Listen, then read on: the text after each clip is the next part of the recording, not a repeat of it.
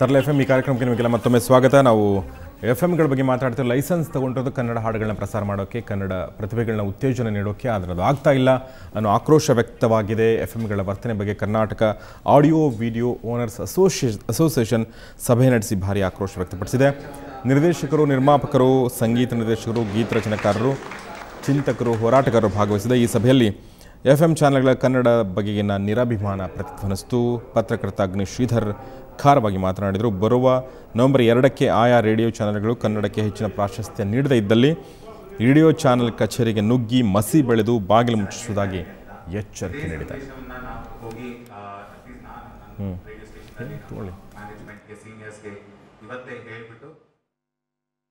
ನಮ್ಮ ನೆಲ, ನಮ್ಮ ಜಲ, ನಮ್ಮ ಗಾಳಿ, ನಮ್ಮ ವಾತಾವರಣ, ನಮ್ಮ ಒಂದು ಸೊಗಡಿನಲ್ಲಿ ಬದುಕೊಂಡು ಯಾರಿಗೆಲ್ಲ ಮನಸ್ಸಾಕ್ಷಿ ಇದೆಯೋ, ನೈತಿಕತೆ ಇದೆಯೋ ಅವರು ನಮ್ಮ ಹಾಡುಗಳನ್ನಾಗಲಿ, ನಮ್ಮ ಕಲಾವಿದರನ್ನಾಗಲಿ, ನಮ್ಮತನವನ್ನಾಗಲಿ ಬಿತ್ತರಿಸ್ತಾರೆ. ಖಂಡಿತ ಅದಕ್ಕೆ ಉತ್ತರಿಸ್ತಾರೆ.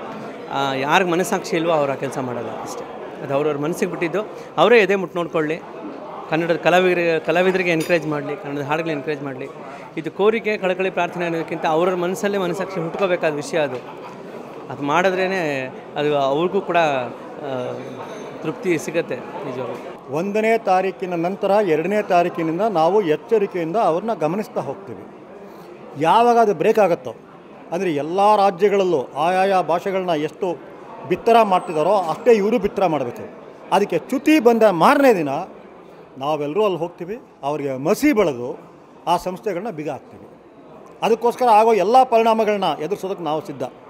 ಅದಕ್ಕೆ ಅವ್ರು ಸಿದ್ಧವಾಗಿದ್ದರೆ, ಸವಾಲು ಸ್ವೀಕರಿಸಿದ್ರೆ we are ready for it.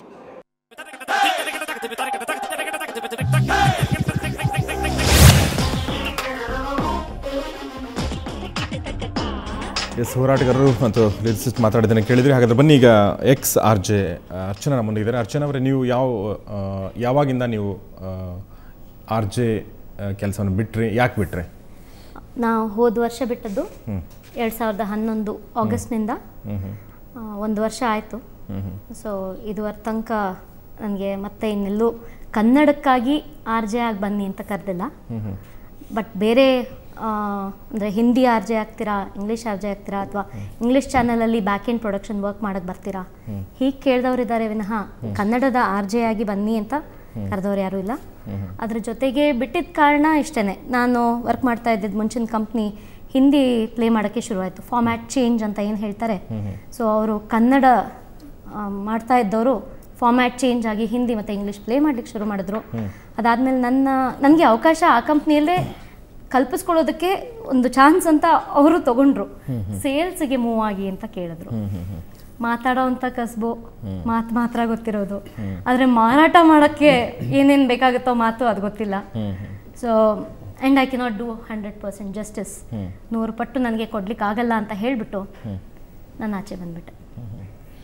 So ಅಂದರೆ ಕನ್ನಡ ಈಗ ಇನ್ಸೈಡರ್ ಆಗಿ ನಿಮಗೆ ಗೊತ್ತಿರೋ ವಿಚಾರ ಆಗಿರೋದನ್ನ ಕೇಳ್ತಾ ಇದ್ದೀನಿ, ಯಾಕೆ ಫಾರ್ಮ್ಯಾಟ್ ಚೇಂಜ್ ಆಯಿತು? ಸರ್, ಇದು ಹೇಗಾಯಿತು ಅಂತ ಹೇಳಿದ್ರೆ ಗೌರೀಶ್ ಅವರೇ, ಶನಿವಾರ it was one of the ಶನಿವಾರದ ಹೊತ್ತು ಏನಾಗುತ್ತೆ ಅಂದರೆ, ಭಾನುವಾರ ನಾವು ಕೆಲಸ ಮಾಡಲ್ಲ ಅಂತ ಹೇಳಿ ಹಾಡುಗಳನ್ನೆಲ್ಲ ಲೈನಪ್ ಮಾಡ್ತೀವಿ. ಸೊ ಹಾಡುಗಳನ್ನೆಲ್ಲ ಇಡೀ ರಾತ್ರಿ ಕೂತು 1:30 ತನಕ ಕೂತು ನಾನು ಸಾಂಗ್ಸ್ ಎಲ್ಲ ಲೈನಪ್ ಮಾಡಿ, ಮಾರನೇ ದಿವಸ ಭಾನುವಾರ ಸೊ ಎಲ್ಲ ಲೈನಪ್ ಮಾಡಿದ್ದೀನಿ ಅಂತ ಗೊತ್ತಿತ್ತು, ಆರಾಮಿದ್ದೆ. ಸೋಮವಾರ ಬೆಳಗ್ಗೆ ನಾನು ಲಾಗಿನ್ ಆಗೋದು ಆಫೀಸಿಗೆ. ಸೊ ಅಲ್ಲಿ ತನಕ ಸಾಂಗ್ಸ್ ಎಲ್ಲ ಲೈನಪ್ ಮಾಡಿದ್ದೆ, ಏಕೆಂದರೆ ರಿಕ್ವೆಸ್ಟ್ ಶೋ ಯಾವುದೂ ಇರಲಿಲ್ಲ. ರಿಕ್ವೆಸ್ಟ್ ಶೋ ಇದ್ದರೆ ಅವರಾಗೆ ಹಾಡುಗಳನ್ನ ಆಯ್ಕೆ ಮಾಡಿ ಹಾಕ್ತಾರೆ. ಆದರೆ ರಿಕ್ವೆಸ್ಟ್ ಶೋ ಇಲ್ಲದೆ ಇರೋವಂಥ ಕಾರಣ ಎಲ್ಲ ಲೈನಪ್ ಮಾಡಿ ಬಂದಿದ್ದೆ. ಲೈನಪ್ ಮಾಡಿ ಬಂದವಳಿಗೆ ಶಾಕ್ ಆಫ್ ಮೈ ಲೈಫ್ ಅಂತ ಸಿಕ್ತು ಅವತ್ತು.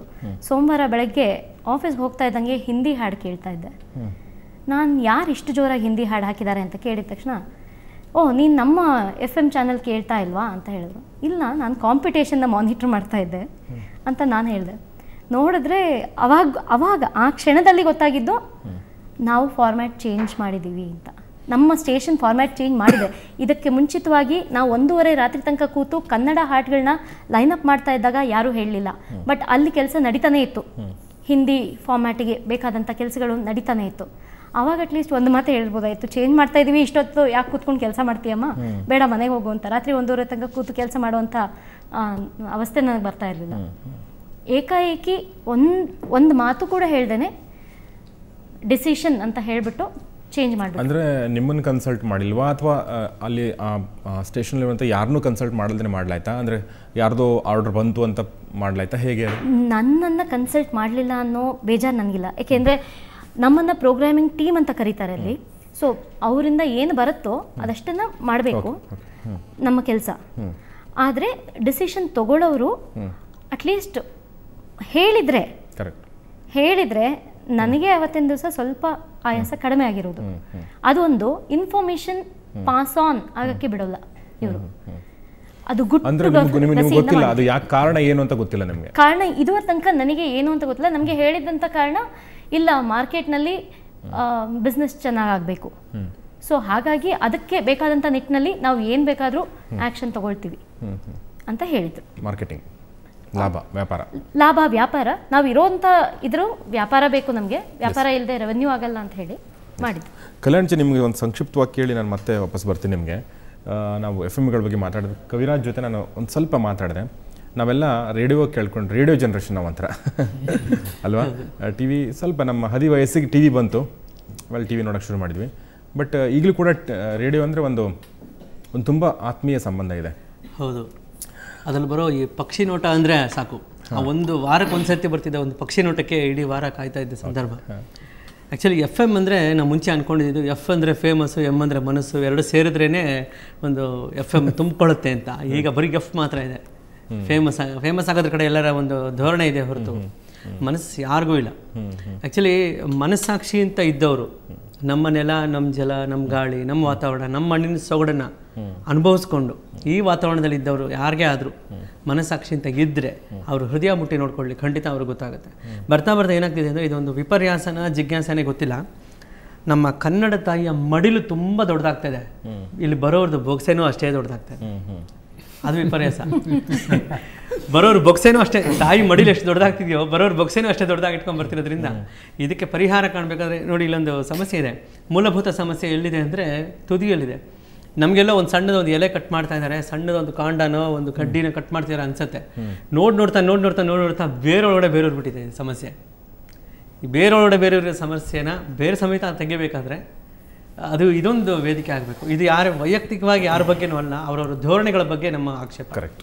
ಸೊ ಕಲ್ಯಾಣ್ಜಿ ತುಂಬ ಒಳ್ಳೆ ಮಾತು ಹೇಳಿದರೆ. ಆ್ಯಕ್ಚುಲಿ ಎಲ್ಲಕ್ಕಿಂತ ದೊಡ್ಡ ಧರ್ಮ ಅಂದ್ರೇ ಭಾಷೆ ಅಂತ ನಾವು ಹೇಳ್ತೀವಿ. ನಾವು ಯಾವ್ಯಾವುದೋ ಜಾತಿ ಧರ್ಮಗಳಿರ್ತೀವಿ, ಆದರೆ ನಮ್ಮನ್ನೆಲ್ಲ ಒಂದು ಗೂಡಿಸೋದು ಭಾಷೆ. ಸೊ ಆ ಭಾಷೆನೇ ಇಲ್ದಂಗೆ ಮಾಡುವಂಥದ್ದು ನಿಜಕ್ಕೂ ದುರದೃಷ್ಟಕರ, ಆ ಥರ ಆಗ್ತಾ ಇರುವಂಥದ್ದು. ಸೊ ನಾವು ಈ ಬಗ್ಗೆ ಚರ್ಚೆ ಮುಂದುವರ್ಸೋಣ. ಇದಾದ ನಂತರ ಒಂದು ಫೋನ್ ನಂಬರ್ ಡಿಸ್ಪ್ಲೇ ಮಾಡ್ತೀವಿ. ಯಾರಾದರೂ FM ಅಂದರೆ ಚಾನಲ್ಗಳವರು, ಸ್ಟೇಷನ್ಗಳವರು ಯಾರಾದರೂ ಹೆಡ್ ಮಾತಾಡಬೇಕಂದ್ರೆ ಕೂಡ ಅವರು ಮಾತಾಡಿ ತಮ್ಮ ನಿಲುವನ್ನು ಸ್ಪಷ್ಟಪಡಿಸ್ಬೋದು ಅಥವಾ ಸಮರ್ಥಿಸ್ಕೊಳ್ಬೋದು, ನೀವು ಬಿಟ್ಟದ್ದು. ಸೊ ಈಗ ಚಿಕ್ಕದೊಂದು ಬ್ರೇಕ್ ನಂತರ FM ತರಲೇ ಮುಂದುವರಿಯುತ್ತೆ.